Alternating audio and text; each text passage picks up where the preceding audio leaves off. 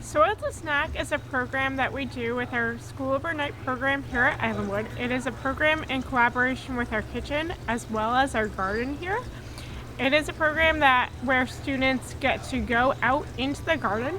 They get to harvest things like spinach and kale and then use that in a recipe such as falafels.